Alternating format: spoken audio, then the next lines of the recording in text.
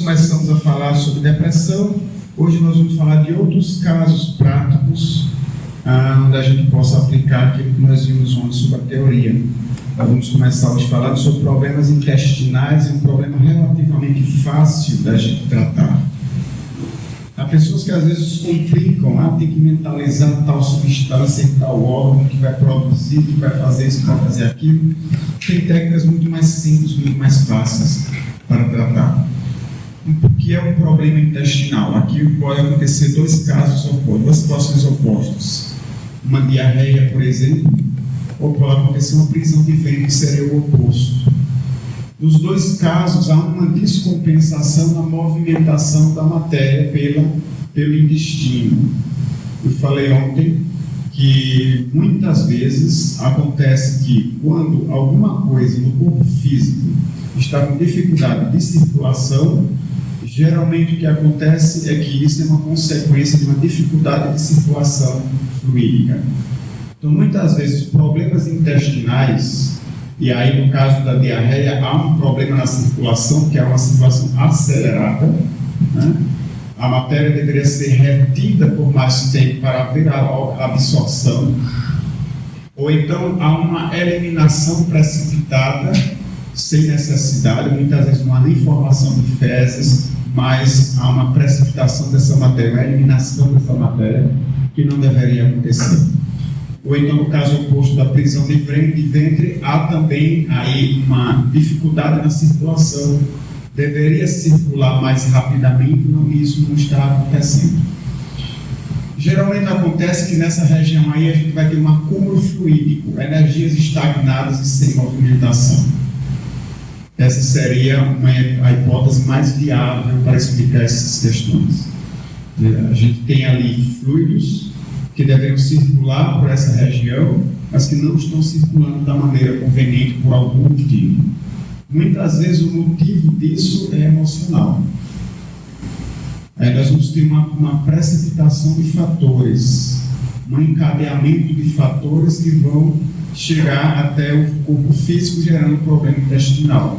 Muitas vezes a gente tem uma questão de ansiedade, uma questão de emocional qualquer, que vai desencadear um problema aí na circulação fluídica, que vai desencadear no corpo físico uma dificuldade aí na circulação da matéria pelo intestino. E aí o que a gente tem que fazer? Regularizar o funcionamento energético. Eu preciso regularizar a circulação desses fluidos. E aí uma técnica muito simples e que age com muita eficácia são os circulares concentradores. Fazer circulares, geralmente ativantes, em toda a região abdominal. E depois, logicamente, de uma concentração, eu faço o quê? Eu disperso. Depois eu disperso, porque aí eu acelero esse processo desencadeado pela concentração fluídica. Como é que isso vai acontecer? No momento em que eu estou fazendo a concentração fluídica, estou colocando o meu fluido, e aí entra novamente a necessidade de uma boa relação fluídica. Sem isso, a coisa não acontece, não funciona. Então, se eu tenho uma boa relação fluídica, minhas energias vão interagir bem com as energias do doente. Então, eu vou fazer uma concentração fluídica circular. Minhas energias estão sendo depositadas naquela região. Havendo a boa relação fluídica, minhas energias vão criar uma aderência às energias que estão estagnadas no doente. Havendo essa aderência, essa conexão, essa interação entre minhas energias e as energias do doente, à medida que minhas energias se movimentam, elas também vão começar a fazer as energias estagnadas se movimentarem, regularizando assim uma circulação fluídica. Elas têm que sair dessa estagnação. Nos dois casos. Então, elas precisam deixar de... precisa cessar aquela estagnação fluídica. Então, elas vão se movimentar. As minhas vão se movimentar primeiro, depois elas vão começar a arrastar e movimentar as energias estagnadas do doente. E nessa regularização da movimentação fluídica, o que é que vai acontecer? Isso vai se refletir daqui a pouco no físico, que também vai regularizar a sua movimentação. No caso aí, a matéria do intestino também vai regularizar a sua movimentação. seja desacelerando, seja acelerando, de acordo com a necessidade. Lógico que só isso não vai adiantar, eu preciso da dispersão. Porque para onde vai esse fluido precisa acontecer alguma coisa com ele. Ele não vai simplesmente ficar aqui girando, porque não é esse o sentido da movimentação fluídica. O sentido é de cima para baixo. Ela precisa se movimentar no sentido vertical. Mas o primeiro movimento é que elas comecem a girar junto com as linhas e vai sair daquela estagnação. Então eu vou complementar com uma dispersão transversal e, logicamente, ao final, dispersão longitudinal ou perpendicular. Com isso, completo o passe e, provavelmente, se for eficiente, já começa a dar resultados a partir daí. Tem pessoas que às vezes estão com esse problema, eu já vi pessoa com esse problema e no meio do passe, espera aí que eu preciso ir no banheiro. No meio do passe. Tem que parar o passe para precisar correr para o banheiro. Ou seja, já começou a dar resultado além, já no meio do passe já estava dando um resultado. Há uma questão emocional aí envolvida muitas vezes, que precisa também regularizar, e aí vai ficar por conta da pessoa regularizar essa questão consigo mesmo. Muitas vezes uma ansiedade, ela age com bastante rapidez. A pessoa está ansiosa, daqui a 5 minutos ela está indo para o banheiro. Muitas vezes já desencadeia algo, já surge uma diarreia muito rápida, dependendo do grau, do nível dessa ansiedade da pessoa. Ou outras questões emocionais também, que podem gerar outros tipos de problemas, como problemas gástricos, por exemplo, né? Problema de ansiedade, problema de estresse, muitas vezes o problema gástrico muitas vezes é gerado por uma ansiedade, por um estresse, muitas vezes, não somente por questões alimentares. Na maioria das vezes a recomendação médica para haver uma dieta alimentar no caso da gastrite não é porque a alimentação está gerando gastrite, é porque quando já há uma gastrite, a alimentação acaba prejudicando mais ainda o problema. Então, enquanto ela acontecer, precisa de uma dieta para que a gente não venha precipitar mais ainda o problema, não venha agravar mais ainda o problema. Mas geralmente não é a alimentação que vai gerar a gastrite, mas sim uma questão muito mais de estresse e ansiedade. E aí acaba que qualquer alimento que seja um pouco mais ácido, um pouco mais pesado, acaba refletindo mais nos sintomas dessa gastrite, né? Agora, como controlar um estresse? Isso não é fácil. Eu passei, alguns anos atrás, por uma crise de estresse que durou mais ou menos uns 2 anos. Ela vinha acontecendo, que geralmente ela vai surgindo devagarinho, vai surgindo aos poucos, vai se acumulando com o tempo. E quando eu percebi, quando eu me dei conta, foi quando eu já estava precisando ir para o cardiologista, pensando que eu estava com problema cardíaco. Eu estava sentindo as pontadas no peito, já sentia o braço formigar, sentia a perna esquerda formigar também, isso foi se agravando. Procurei o cardiologista, fiz todos os exames, não tinha nada de problema de coração. E ele disse: o problema é estresse. Isso você tem que controlar. E uma das coisas boas que eu gostei naquela médica é que ela nunca me passou um comprimido sequer. Nunca. Mas para você ter um bom funcionamento cardíaco, dizia, você precisa de 3 coisas. Você precisa de uma boa alimentação, de exercícios físicos e de controlar o estresse. A alimentação eu já controlo mais ou menos. Eu acredito que eu tenho uma alimentação razoavelmente equilibrada. Exercício físico eu não faço. Tempo não dá para fazer, eu não faço. E o estresse eu vou controlar. Eu continuei indo para essa médica durante mais de 1 ano, fazendo um acompanhamento, sempre através dos exames, nunca deu problema nenhum. Nenhuma alteração de pressão, nenhum problema cardíaco, mas ela sempre me perguntava como é que estava a alimentação, como é que estavam os exercícios, como é que estava o controle do estresse. O estresse eu estou controlando. Isso eu posso controlar porque me pertence. Pode não ser fácil, mas é possível de se fazer, qualquer pessoa pode fazer. Às vezes a pessoa pergunta: como é que se fazia então para controlar o estresse? A gente vive num mundo altamente estressante, não é fácil. altamente estressante e competitivo. E você tem que ser a cada dia melhor no que você faz. E a cada dia você tem que fazer mais e mais e mais para continuar sendo competitivo. Para continuar conquistando coisas, conquistando posições. Então o Espiritismo é a grande ferramenta para a gente controlar o estresse. A gente compreender, e aí vem algo que eu falei ontem. A gente precisa, acima de tudo, buscar essa convicção de que nós somos seres espirituais e não materiais. Porque enquanto a gente tiver mais certeza de que nós somos seres materiais e a gente duvidar de que nós somos almas, espíritos, nós vamos continuar valorizando e buscando muito mais as coisas materiais. Muitas vezes a gente diz, eu preciso de 2, 3 empregos que é para dar um conforto para a minha família.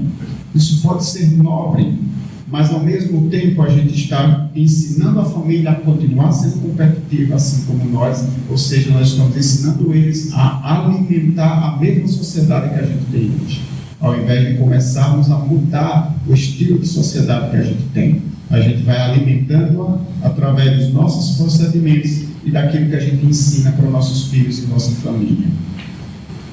A gente não tira um tempo para olhar o pôr do sol. A gente não busca a natureza.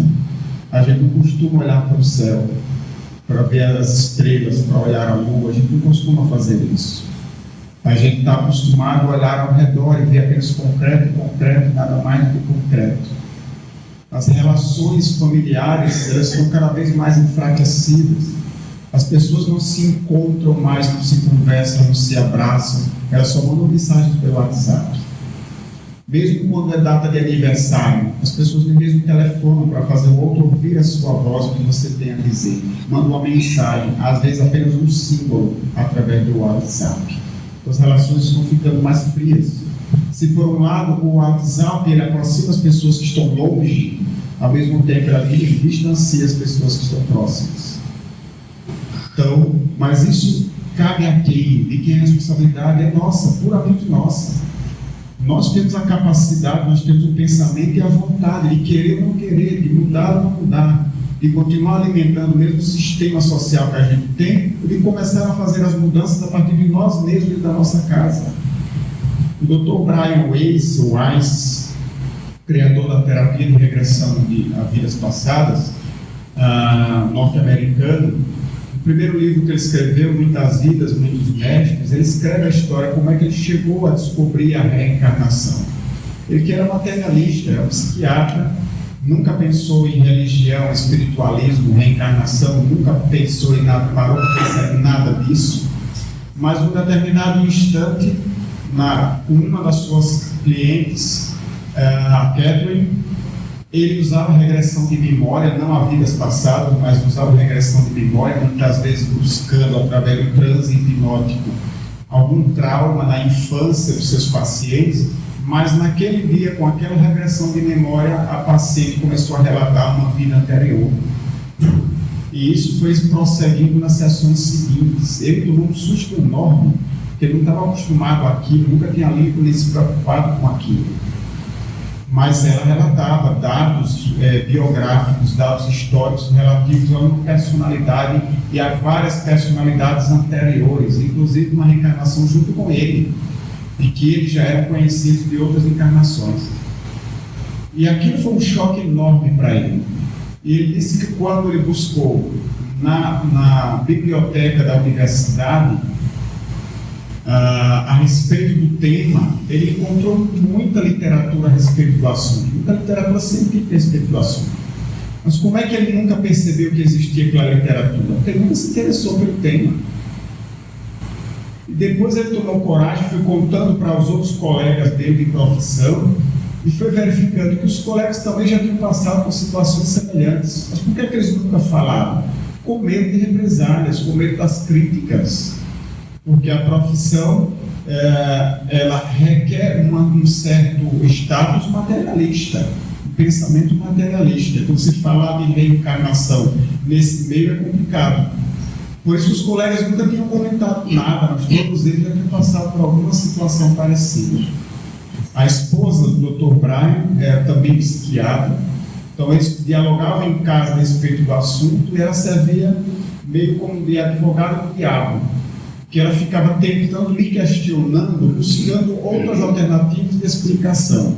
E os dois juntos chegaram à seguinte resposta: não tem qualquer outra coisa que explique isso a não ser a existência da reencarnação. Eles buscaram por todos os meios encontrar respostas, mas nada conseguia explicar a não ser a reencarnação. A partir daí, ele tomou a convicção de que ele era um espírito, coisa que ele nunca tinha parado para pensar. Agora ele sabia que ele era um espírito. E ele diz no livro, isso mudou completamente a sua vida, de uma hora para outra, completamente. Tanto é que ele tomou coragem, deixou a psiquiatria convencional, criou uma nova terapia para o tratamento das pessoas, usando regressão a vidas passadas. Se os colegas dele nem mesmo tinham coragem de comentar o assunto, ele teve a coragem de jogar tudo pro alto. Todo o seu estado, ele era coordenador do departamento de psiquiatria na universidade. Ou seja, havia vários profissionais e professores sob a sua coordenação. No entanto, ele jogou tudo isso pro alto. Não teve medo das críticas, não teve medo de perder a profissão, não teve medo de ter seu título cassado, não teve medo das críticas que ele ia receber das pessoas. Simplesmente assumiu uma verdade que agora ele tinha convicção, que ele tinha certeza, que era a existência da imortalidade. Agora ele sabia que era um ser imortal. E aí diz que isso se refletiu também na sua família, porque quando ele, a esposa e os filhos saíam, por exemplo, para jantar, muitas vezes entravam no carro e já iam discutindo pelo caminho, já iam brigando pelo caminho. Chegavam no restaurante, comiam e voltavam para casa. O objetivo era simplesmente esse, era sair para comer. Mas agora a coisa mudou completamente de figura. No carro já não tinha mais brigas, já não tinha mais discussões. E o objetivo não era sair para comer, era sair para estar juntos. Eles iam juntos jantar fora, tinham assunto para dialogar entre si, voltavam felizes para casa depois de uma noite juntos. Agora esse era o objetivo. E tudo isso mudou por quê? Como é que isso mudou? Mudou porque agora ele e ela, a esposa, sabiam que eram espíritos. Então isso faz uma grande diferença. Quando nós realmente estivermos cientes que somos espíritos, isso mudará em muito a nossa vida. Às vezes a gente a gente escuta muitas palestras espíritas onde se fala muito do amor, da caridade, do perdão, mas geralmente não se diz como é que se faz isso. Tá, eu tenho que perdoar. Como é que se perdoa? Como é que eu tiro o ódio de dentro de mim e coloco o amor para que eu exerça o perdão? Como é que eu vou me desprender de tudo aquilo que eu gosto para que eu possa dedicar o meu tempo com todo o amor a outra pessoa que está precisando de ajuda? Como é que se faz isso? Não há muito o que fazer. Não é fazendo força que a gente consegue perdoar. Não é fazendo força que a gente vai ser humilde, que a gente vai ser caridoso. Muita gente dizia e continua dizendo: eu queria ser como Chico Xavier. Eu queria fazer como Chico Xavier fazia. E às vezes a gente compreende, como espírito, nós compreendemos o valor, por exemplo, do perdão, mas a gente fica meio que perdido na hora em que a gente percebe que tem que perdoar algo ou alguém, porque a gente não sabe como é que tem que fazer, qual é o primeiro passo que tem que dar. E o primeiro passo é esse, é saber que é imortal. Esse é o primeiro passo.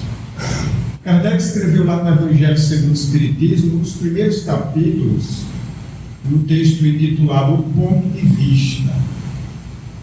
Se a gente tem um ponto de vista material, a nossa maneira de pensar e de proceder é completamente diferente quando a gente coloca a nossa vida sob um ponto de vista espiritual. Mas para fazer isso, eu preciso saber que eu sou um espírito. E isso vai fazer a grande diferença e a grande transformação nas nossas vidas. Eu preciso ter certeza que eu sou um espírito, ou buscar essa certeza, ou desenvolver o mais fortemente possível dentro de mim, para que todo esforço de transformação seja real, seja verdadeiro, seja eficiente. Senão eu vou só ficar fazendo força, e aí o que vai acontecer muitas vezes? Eu vou buscar perdoar, fazendo força, me esforçando para perdoar, e começo muitas vezes a jogar aquele ódio, aquela raiva, o ressentimento para debaixo do tapete, para ele não ver. E no momento em que eu não vejo mais esse ódio dentro de mim, aí eu acho erradamente que eu já perdoei e não perdoei. Continua o mesmo ódio, só que agora eu não estou vendo. Se eu quero perdoar, eu tenho que trazer o ódio à tona, para que ele esteja bem visível na minha frente. Eu preciso encará-lo de frente, como se eu tivesse um espelho olhando para mim mesmo. Não posso olhá-lo de costas, não posso jogá-lo por debaixo do tapete. Eu preciso assumir, eu odeio fulano. Eu tenho raiva, porque ele fez assim, assim, assim. Eu não deveria estar sentindo isso, mas eu estou sentindo. Precisamos nos olhar de frente, sem medo, sem receio. Às vezes é muito difícil, porque aí a gente vai dar de frente com um outro defeito, que é o orgulho. O nosso orgulho não permite muitas vezes que a gente se olhe de frente, que a gente admita o quanto de imperfeições a gente tem. E se alguém chega para mim, para a gente e nos mostra, aí é que a gente não quer mesmo. Aí é que a gente não quer. A gente vai dar todas as desculpas que o nosso orgulho vai encontrar para a gente desmentir aquilo que na verdade o outro percebe claramente em nós e nós não queremos ver. Então, fazer força para se transformar não transforma, a gente está usando o método errado. A gente tem que ir pela convicção, pelo argumento que o Espiritismo nos traz. Então, voltando à questão do estresse e da ansiedade, não é simplesmente fazendo força. Eu preciso usar os argumentos espíritas para que eu consiga entender conscientemente, racionalmente, emocionalmente, de que não vale a pena viver desta forma. Que existem outras formas de viver que são muito melhores e mais condizentes com uma pessoa que acredita que ser um espírito, ser imortal. Então, o que é a ansiedade? A ansiedade é o medo de algo que ainda não aconteceu. E a gente já está antecipando que aquilo que vai acontecer pode ser ruim, que aquilo pode ser negativo, que pode dar errado. Então a gente já vai com medo. É como um aluno que vai fazer uma apresentação diante da turma. Ele já fica com aquela ansiedade antes. A ansiedade e o estresse, no primeiro momento, não é uma coisa ruim. Não é. A gente precisa de um certo grau de estresse e de ansiedade, senão a gente estaria muito exposto a todos os riscos. Quando a gente está dirigindo, ele precisa de um certo grau de estresse e de ansiedade para que a gente consiga ficar atento.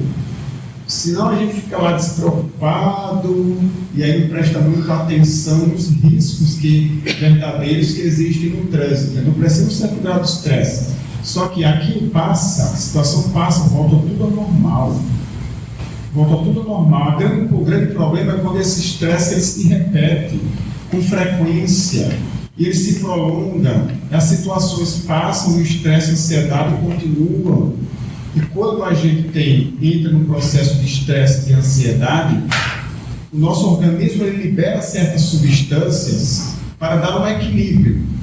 Quando eu entro em um certo estresse, eu começo a produzir, por exemplo, uma maior quantidade de adrenalina. Então eu fico mais atento, eu fico mais aceso. Se eu estou à noite andando numa rua escura sozinho, a pé, isso gera um certo estresse, uma certa ansiedade, porque a gente sabe que há um risco verdadeiro ali, algo pode acontecer. E o organismo nos prepara para isso, para essa situação, produzindo adrenalina e outras substâncias que vão nos deixar em estado de alerta, para encarar o perigo, para fugir ou para a gente estagnar. Se eu estou diante de um perigo, vem uma pessoa de lá para cá, na rua escura, eu posso pensar, pode ser um marginal, pode ser alguém que queira me fazer mal, pode também não ser. Então me preparo. Eu tenho 3 situações aí. Ou eu vou fugir, dar meia volta, sair correndo, ou eu vou encarar o problema, ou então, como alguns animais na natureza fazem, às vezes acontece com o ser humano, ele simplesmente vira um estátua. Se imobiliza, não consegue sair do lugar. São reações normais que existem no ser humano. Só que essa substância, adrenalina e outras, se elas ficarem através de um processo de estresse sendo produzidas continuamente, elas começam a se tornar tóxicas porque vamos estar num alto nível no nosso organismo. E aí é que vai nos prejudicar. E vai começar a gerar uma baixa nas nossas defesas, no nosso sistema imunológico, que vai abrir brecha para outras complicações que podem surgir. Aí está o grande problema, o grande perigo do estresse e da ansiedade. Então a gente aprender a controlar usando os argumentos espíritas. Chico Xavier, apesar de toda a fama, né, todo o status que ele tinha no meio espírita, a gente sabe o status moral, não era um falso status, o status moral que ele tinha no meio espírita, ele morava numa casinha pobre. Para ele aquilo era mais do que o suficiente, não precisava mais do que aquilo. Para ele aquilo estava bom, e era o suficiente.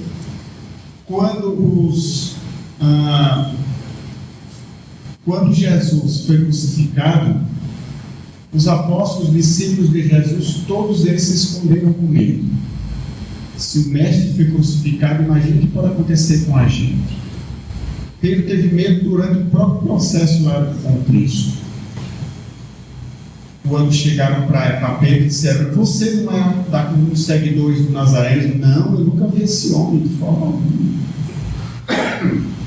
Ele negou Jesus 3 vezes. Ele não teve confiança suficiente, não teve fé suficiente. Negou Jesus 3 vezes. E com a crucificação, então, todos eles se esconderam, com medo do que poderia acontecer. Até que Jesus apareceu para eles, materializado. Aí, a partir desse momento, a fé deles surgiu.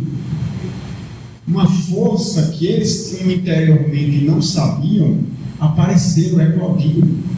E a partir daí eles não tiveram mais medo de nada. De apedrejamento, de açoite, de prisão, de fome, de cansaço, não tiveram mais medo de nada. Eles caminhavam às vezes quilômetros para ir de uma região para outra para pregar o Evangelho. Tinham que dormir no relento muitas vezes, expostos a todos os perigos. Mas eles já não tinham mais medo de nada. Como é que surgiu esse medo? Não foi simplesmente a visão do Cristo, não foi simplesmente o que o Cristo lhe disse. Porque o Cristo já tinha lhes falado muitas vezes: meu reino não é deste mundo. Bem-aventurados os que sofrem por amor à justiça, e por aí vai. Eles já tinham ouvido todos os esclarecimentos, mas mesmo assim eles se esconderam com medo das represálias. O exemplo de coragem que o Cristo deu para eles, enfrentando todos os dissabores da crucificação, não serviu para eles, porque eles estavam tremendo de medo. O que é que mudou? Mudou quando eles tiveram a certeza de que eles eram seres imortais. A partir do momento em que Jesus apareceu para eles, materializado, aí sim, agora eles estão sabendo realmente a morte não existe. Existe realmente um outro mundo, um outro reino, o reino de Deus, onde nós continuamos vivos. Quer dizer então que a vida não acaba no corpo, que a vida se prolonga para além disso. Agora eles tinham certeza que eles eram espíritos imortais. Então agora não tinha mais razão para ter medo, para se esconder. Podia apedrejar, não tem problema, é só o corpo que estão apedrejando, não é a alma. A alma é livre. E se matarem o corpo, não tem problema, porque a gente vai continuar vivo. Esse é o pensamento, o sentimento que surgiu dentro deles, que trouxe aquela coragem de dentro para fora. Porque não tinha mais problema que eles fossem presos, que eles sofressem perseguição. Até aquele momento anterior, onde eles se achavam seres apenas exclusivamente materiais, eu não posso me expor ao perigo de morrer, porque a vida vai acabar. Eu preciso prolongar minha vida. Mas a partir do momento em que eles perceberam que mesmo o corpo morrendo, a vida continuava, e eles tinham certeza disso, porque eles viram o Cristo ali materializado, a partir daquele momento, agora eu sei que a vida não acaba com a morte do corpo. Então não tem problema, pode apedrejar, passar fome, cansaço, isso é nada diante da grandeza da imortalidade da alma. O objetivo do Espiritismo é esse. é nos dar essa certeza, essa convicção de que nós somos seres imortais. E como é que ela nos dá essa convicção? Porque ela nos prova filosoficamente, nos prova cientificamente que nós somos espíritos. E esta prova é mais do que suficiente para nos trazer uma convicção que somos seres imortais. E a partir desse momento, o foco nosso muda. Então a gente vai continuar comendo, vai continuar dormindo, vai continuar buscando conforto físico, mas acima de tudo a gente vai buscar a evolução, o progresso da alma. E aí então praticar a caridade, perdoar, ganha todo o sentido. Tem toda a justificativa agora. Porque eu sei que tudo que eu fizer aqui se reflete no outro mundo. Eu sou imortal. Então para que eu vou prolongar uma ofensa que aconteceu em um instante, em um minuto? Diante da imortalidade da alma, o ódio, a raiva, a ofensa se tornam coisas diminutas. Mas enquanto eu penso que eu sou um ser apenas material, e que a vida ela dura apenas 30, 40, 60, 80, 90 anos, uma ofensa que eu recebo se transforma numa coisa gigante. E aí vem o ódio, vem o ressentimento.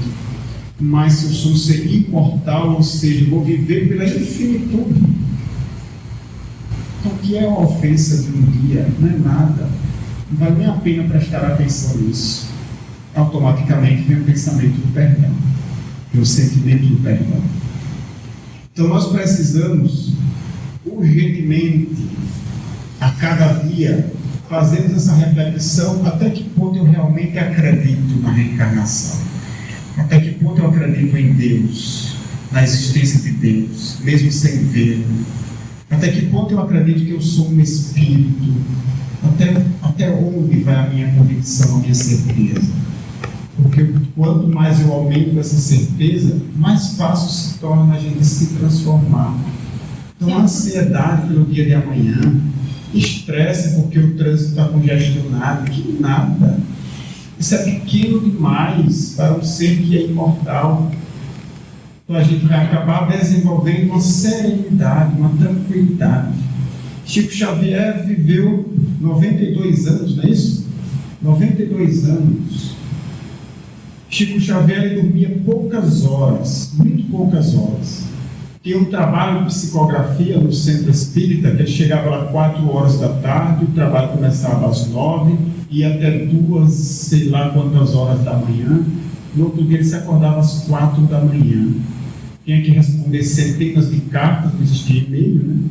Não tinha e-mail, não tinha Facebook, não tinha rede social, não era carta mesmo, tinha que ser à mão ou datilografada, não era nem computador para você digitar, era datilografia mesmo.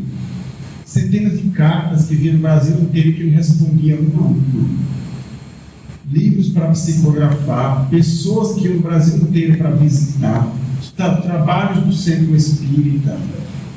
Era uma tarefa infindável, que tomou toda a sua existência, tomava todas as suas horas. Então, era o foco principal da sua existência, que ele aceitou de bom grado, aceitou com alegria, com felicidade, viver daquela forma, se dedicando àquilo que poderia ajudar aos outros e que ele sabia que ajudava a ele próprio.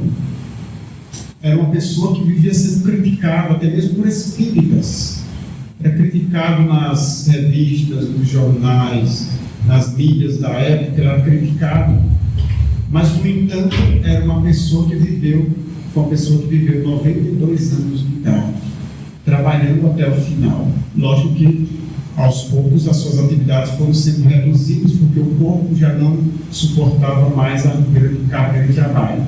Mas ele trabalhou até o final, até desencarnar. E vivendo sempre com serenidade. Como é que ele vivia com serenidade dentro de uma vida tão atribulada que ele tinha tantas obrigações, tantos compromissos, tantas pressões sobre ele, tantas críticas? Serenidade, o que lhe dava saúde, o que lhe dava energia para ele fazer tanta coisa. Lógico que existia a reposição fluídica dada pelos bons espíritos, mas essa reposição fluídica só iria funcionar se ele soubesse acolher essa ajuda. receber essas energias que ele fazia através de uma mente serena, de uma mente tranquila, que não se atribulava com o pão de cada dia, que não se atribulava porque tinha uma casinha pobre, que não se atribulava porque era criticado pelas pessoas, que não se atribulava porque o salário era curto, um mês. Em algumas cartas, tem um livro que se chama, acho que é Cartas de Chico Xavier, Cartas a Chico Xavier, escrito por Sueli Caldas, que eram cartas que ele trocava com ela muitas vezes. Em uma delas ele dizia que ele gastava no mês 3 vezes mais do que aquilo que ele ganhava como salário. Porque muita gente iria visitar e não tinha sempre um cafezinho, não tinha sempre alguma coisa para dar à pessoa que iria visitar. Como é que ele fazia com o salário tão pequeno? Isso era complementado pela ajuda dos amigos, a ajuda financeira que os amigos iam dando para complementar essas despesas que o salário dele não dava para isso. Mas isso não me atribulava. E nós muitas vezes já temos 2 empregos, queremos arranjar um terceiro, que é para poder ganhar mais, ganhar mais, ganhar mais. E aí como é que a gente vive sem ansiedade assim? Não tem como. Onde muitas vezes tem uma história muito engraçada, que é a conversa de um milionário com um índio. O milionário contou uma história dele para o índio. Olha, eu trabalhei muito a vida inteira, trabalhava às vezes 3 turnos, eram muitas horas de trabalho todos os dias, enriqueci, me tornei muito rico, mas agora eu quero descansar, agora eu quero ir morar nessa ilha para poder viver mais tranquilo, viver na natureza. O índio olha para ele e diz assim: quer dizer que você gastou tantos anos da sua vida para poder ter condições de vir morar aqui na natureza da maneira mais simples possível? Zé, mas você podia ter feito isso desde o início, não precisava enriquecer para isso. Mas a gente precisa gastar tempo, energias, juntar fortuna muitas vezes. Não, agora eu quero descansar e vou morar, viver da maneira mais simples possível. Mas a gente pode fazer isso desde o início, viver de uma maneira mais simples, com menos exigências.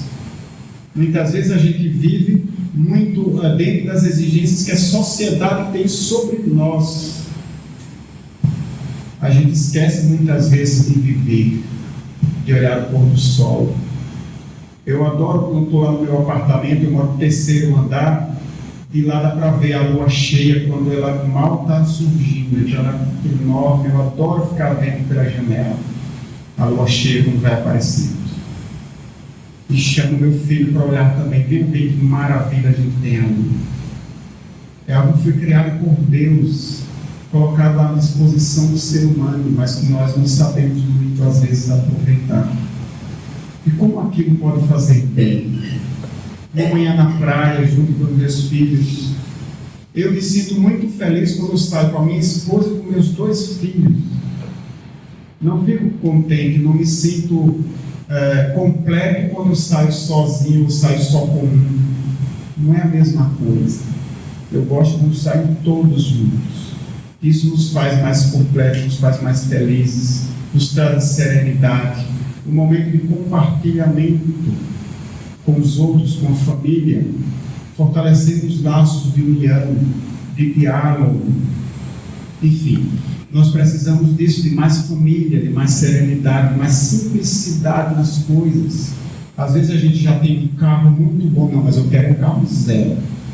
Não, mas agora tem que comprar outro, porque aí eu ando com um, minha esposa anda com o outro, e aí por aí a gente vai gerando mais estresse, mais ansiedade, porque aí não é um carro só que quebra, agora são 2 carros que quebram.